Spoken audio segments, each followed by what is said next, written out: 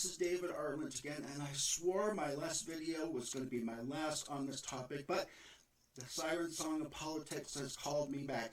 Here we have an email from the Greater Idaho Movement directly to me.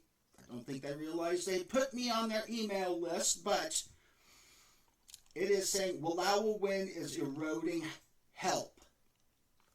This was sent 2 days after the election.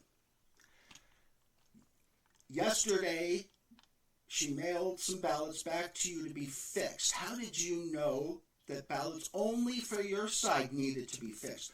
Why not both sides? Very odd.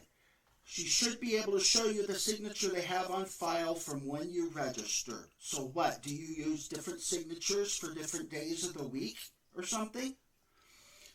We now have a partial answer from Oregon Public Broadcasting, which I shall link in the description box. The yes vote holds an 8-vote lead. At least 6 to 7 votes have been challenged by the Oregon Secretary of State's office, meaning they had incorrect, incomplete, or no signatures on it from one side and one side only. If you look at the final results, the Idaho vote won by 8 votes. All 1,744 people against the movement had no problems getting their ballots in on time. We've been doing this for 25 years. Oregonians know what to do in a mail-in election. It just seems that only the yes people had problems. Why? Well, this was their 3rd attempt at getting this passed. They failed the 2 prior attempts. They had spent the equivalent of $1.50 per person. If you were to try that in Multnomah County, where Portland, Oregon is, you would have to spend $1.25 million.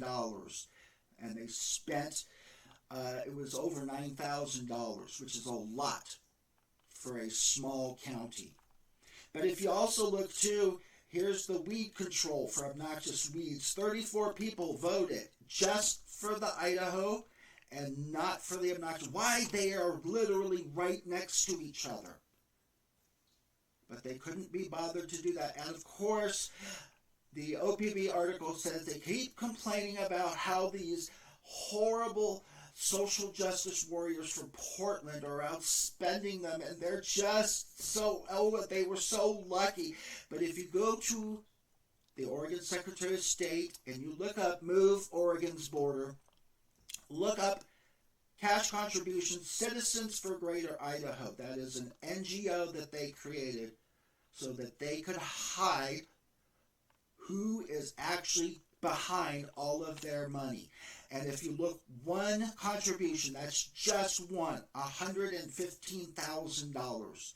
There's another one, $10,000, $7,500, $5,000, $5,000, $2,000, $138,000. And if you look at the open contributions, hundreds of dollars, $500, $200, $100, $200. If you go and look, I would suspect they had at least had over $250,000 to spend. And this is the one county they had to get a victory in. And it just so happens that they did by one vote that was necessary to avoid a mandatory recount. I am asking everybody to pressure Sandy Lathrop, who is our Secretary of State coordinator out here, and the Oregon Secretary of State's office to launch a full investigation as soon as this final election is over with, and figure out why only one side, but not the other one, seem to have problems getting their votes in on time and in the correct way. If any of you have any comments or suggestions, put them down below. Like, comment, subscribe, and share. There's something rotten going on right now in the state of Oregon.